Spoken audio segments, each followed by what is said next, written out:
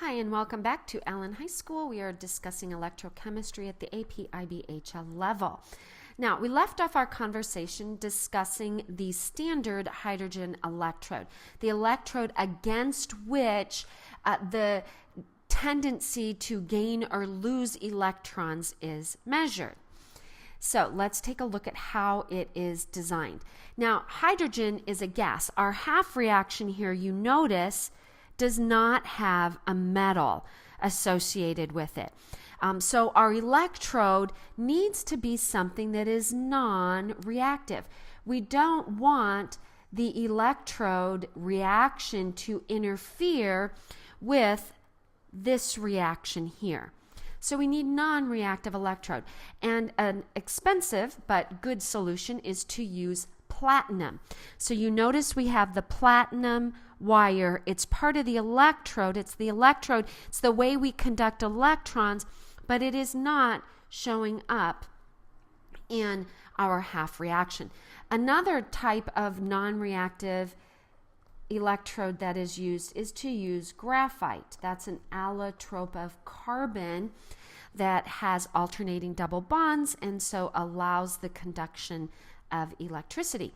So we've got our hydrogen electrode here. We have to have a way to provide the gas. You notice it's at 1 atmosphere because we are discussing a standard. We have to have a source of H plus. You might want to use hydrochloric acid. Probably not nitric acid because nitric acid in the presence, nitrate in the presence of acid can actually react. Not when it's in the presence of salts by and large, but when there's acid present, it will react. So we're not likely to use nitrate, but hydrochloric acid would be a good alternative. So here's our platinum wire. Here's the platinum electrode, the surface. On this surface is where we're going to have our hydrogen gas, and depending on our other half reaction, what our other half reaction is, if it has a greater tendency to reduce, that means our hydrogen has to be oxidized. Okay, so in this case, we would have hydrogen being oxidized, releasing electrons and releasing H plus into our system.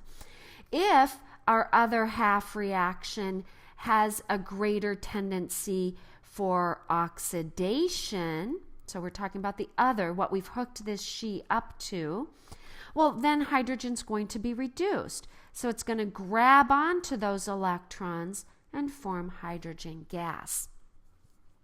And so that's what we would be seeing in our half reaction. Now, if it was being reduced to form hydrogen gas, we're going to see bubbles. So that would be our evidence of our chemical reaction. Now let's take a look at the table that has been compiled for this. So let's zero in on that hydrogen. Now we're going to be talking about relative potentials relative to the hydrogen, the She half reaction. And so we define that as 0. It's not a physically meaningful number. It's going to be a relative number. Now, if you have a standard reduction potential table and you forget that it is the more positive that wants to be reduced, maybe it would help you to remember that fluorine is the most electronegative element on the periodic table. And so shoot for fluorine. Be careful. This is not always at the top of the table. It's important that you know that the more positive one wants to be reduced.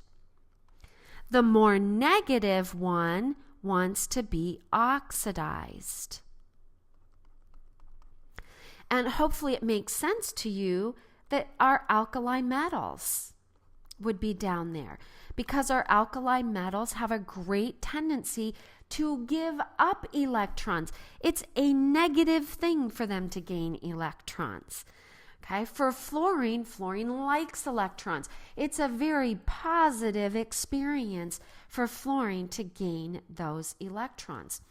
So, as it becomes more positive, it wants to be reduced. As it becomes more negative, it wants to be oxidized. So that's how we would compare ours. Okay? Now, let's take a look then at two terms that we haven't talked about yet, but they're used quite frequently on our MSDS sheets.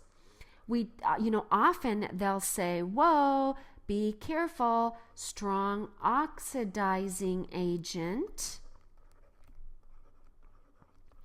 sometimes called an oxidant. Okay, now let's take a look at how that would play out on this chart. As the more something wants to be reduced, the better oxidizing agent it is. So it's kind of the opposite, right? If it wants to be reduced, it'll take electrons.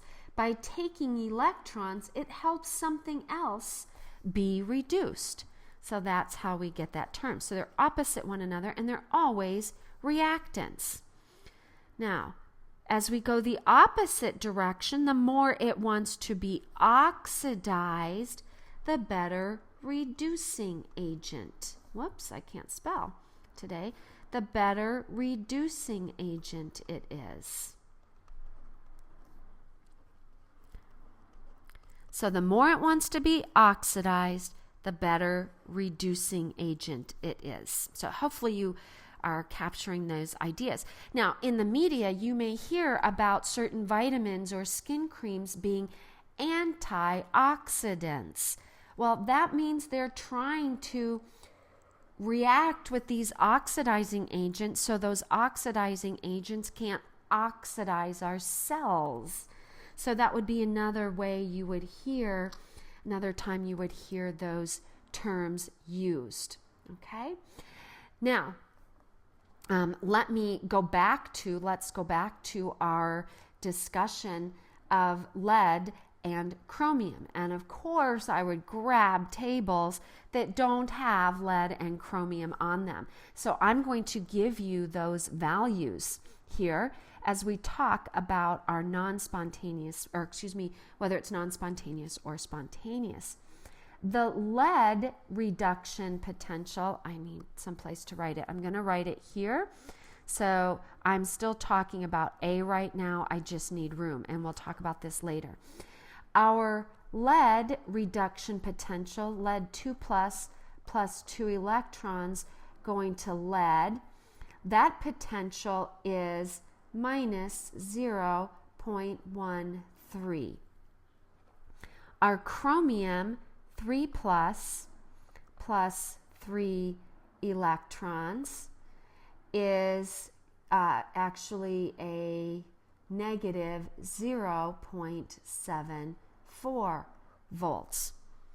So remember, we want our most positive to be reduced. This would be what would happen in a spontaneous situation. And we want our most negative to be oxidized. So that would be spontaneous.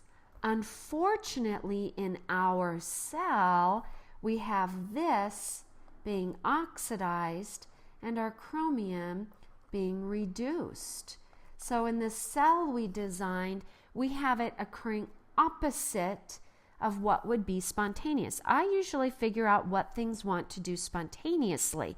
If they're doing that, great. If they're doing the opposite, we now know we have a non-spontaneous cell. So let's take a look then at how we could actually mathematically determine this in our next video, because we now know we set up a non-spontaneous situation. So let's go on to calculating it in our next video. Until then, this is signing off.